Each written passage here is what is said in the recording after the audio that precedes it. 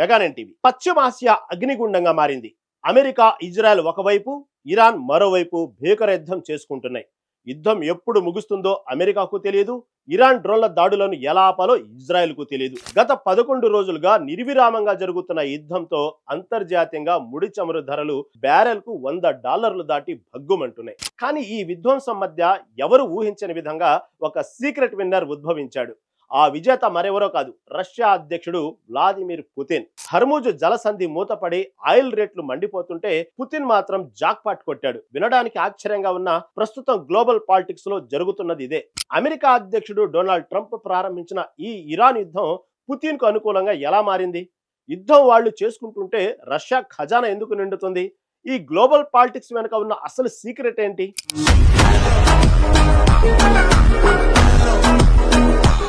యుద్ధంలో ఎవరూ గెలవరు, కేవలం ప్రాణ నష్టం, ఆస్తి నష్టమే మిగులుతుంది అంటారు. కానీ ఇరాన్ పై జరుగుతున్న తాజా యుద్ధం ఈ వాదనను తప్పని నిరూపిస్తుంది. ఇరాన్ పై అమెరికా, ఇజ్రాయెల్ ఉమ్మడిగా ఏకపక్షంగా ఒక భయంకరమైన యుద్ధాన్ని ప్రారంభించాయి. అయితే ఈ పోరులో అంతిమ విజేత ఎవరో ఇంకా ప్రపంచానికి తెలియట్లేదు. కానీ గందరగోళం మధ్య రష్యా మాత్రం జాక్పాట్ కొడుతుంది. సరిగ్గా ఆర్థిక కష్టాల్లో ఉండి నష్ట నివారణ చర్యలు చేపట్టాలని చూస్తున్న రష్యాకు ట్రంప్ ప్రారంభించిన ఈ ఇరాన్ యుద్ధం ఒక సంజీవనిలా పనిచేసింది. ఒక పక్క ఇరాన్ తన డ్రోన్లతో అమెరికా, ఇజ్రాయెల్ దేశాలకు ముప్ప తిప్పలు పెడుతుంటే, మరో పక్క పుతిన్ మాత్రం ఎటువంటి సైనిక ఖర్చు లేకుండా ఈ యుద్ధాన్ని తనకు అనుకూలంగా మార్చుకున్నారు.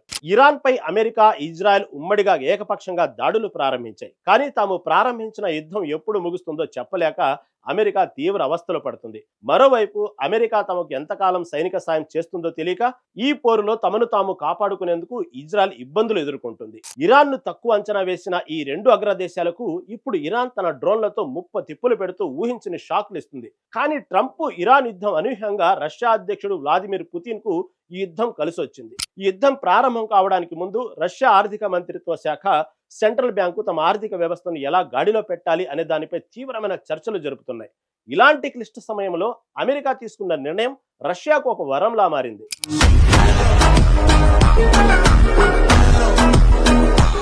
ఇరాన్ యుద్ధం వల్ల రష్యా 3 విధాలుగా భారీ లాభం పొందుతుందని EU council president Antonio Costa స్పష్టం చేశారు. గ్లోబల్ మార్కెట్లో ఇంధన ధరలు పెరగడం వల్ల రష్యాకు కొత్తగా భారీ స్థాయిలో నిధులు సమకూరుతున్నాయి. ఈ నిధులతో రష్యా ఉక్రెయిన్ పై తన యుద్ధాన్ని మరింత తీవ్రతరం చేయగలదు. వాస్తవానికి ఉక్రెయిన్ కు మద్దతుగా వెళ్లాల్సిన మిలిటరీ ఆయుధాలు, నిధులు ఇప్పుడు మిడిల్ ఈస్ట్ సంక్షోభం వైపు మళ్లిస్తున్నారు. 4 ఏళ్లుగా ఉక్రెయిన్ వార్ పై ఉన్న ప్రపంచం దృష్టి ఇప్పుడు పూర్తిగా మిడిల్ ఈస్ట్ పై పడింది. దీంతో ఉక్రెయిన్ ఫ్రంట్ లైన్ లో జరుగుతున్న దాడులను ఎవరూ పట్టించుకోవడం లేదు. ఇదే రష్యాకు అతిపెద్ద విజయం అని కోస్టా చెప్పుకొచ్చారు. రష్యా ఉక్రెయిన్ పై దాడి చేసిన తర్వాత 2022లో చమురు ధరలు ఏ స్థాయిలో పెరిగాయో, సోమవారం అమెరికా, ఇజ్రాయెల్ దాడులతో మళ్లీ ముడి చమురుల ధరలు ఆ స్థాయికి చేరి $100 క్రాస్ చేశాయి. ఈ సంక్షోభం మధ్యలో అమెరికా అధ్యక్షుడు ట్రంప్ రష్యా అధ్యక్షుడు పుతిన్తో ఈ ఏడాదిలోనే తొలిసారిగా ఫోన్లో మాట్లాడారు. వారు ఇరాన్, ఉక్రెయిన్ యుద్ధాలపై చర్చించినట్లు తెలుస్తుంది. ఈ కాల్ తర్వాత పుతిన్ ఒక కీలక ప్రకటన చేశారు. ఒకవేళ యూరోప్ దేశాలు మళ్లీ దీర్ఘకాలిక సహకారానికి వస్తే వారికి ఆయిల్, గ్యాస్ సరఫరా చేయడానికి తాము సిద్ధంగా ఉన్నామని ప్రకటించారు. ఉక్రెయిన్ వారికి ముందు యూరోప్ తన గ్యాస్ అవసరాల్లో 40% రష్యా నుంచి కొనుగోలు చేసేది. 2025 నాటికి అది 13% పడిపోయింది. కానీ ఇప్పుడు పశ్చిమాసియాలో చమురు రవాణా నిలిచిపోవడంతో యూరోప్ మళ్లీ రష్యా వైపు చూడాల్సిన పరిస్థితి వచ్చింది.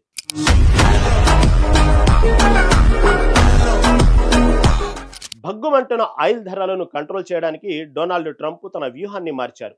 ఇంధన ధరలను తగ్గించేందుకు ఆయిల్ ఉత్పత్తి చేసే దేశాలపై ఉన్న ఆంక్షలను సడలిస్తామని ఆయన ప్రకటించారు. చమురు ధరలను తగ్గించే ప్రణాళికలో భాగంగా రష్యాపై ఉన్న ఆంక్షలను తగ్గించాలని ట్రంప్ యోచిస్తున్నట్లు సమాచారం. మిడిల్ ఈస్ట్ సప్లై ఆగిపోవడంతో America treasury secretary Scott Bessent's ఒక కీలక ప్రకటన చేశారు. భారతదేశం రష్యా నుంచి చమురు కొనుగోలు చేయడంపై ఉన్న ఆంక్షలకు ఏకంగా 30 రోజుల మినహాయింపు ఇస్తున్నట్లు ప్రకటించారు. ఇది చమురు కొరతతో ఇబ్బంది పడుతున్న భారత్ కు ఊహించని బంపర్ ఆఫర్ లాంటిది. గ్లోబల్ పాలిటిక్స్ లో శాశ్వత మిత్రులు, శాశ్వత శత్రువులు ఉండరని చెప్పడానికి ఇంతకంటే ఉదాహరణ అవసరం లేదు. ఉక్రెయిన్ యుద్ధం కారణంగా రష్యా చమురును బ్యాన్ చేసిన అమెరికా ఇప్పుడు ఇరాన్ యుద్ధం తెచ్చిన చమురు సంక్షోభం కారణంగా అదే రష్యాపై ఆంక్షలు ఎత్తివేసే ఆలోచనలు చేస్తుంది.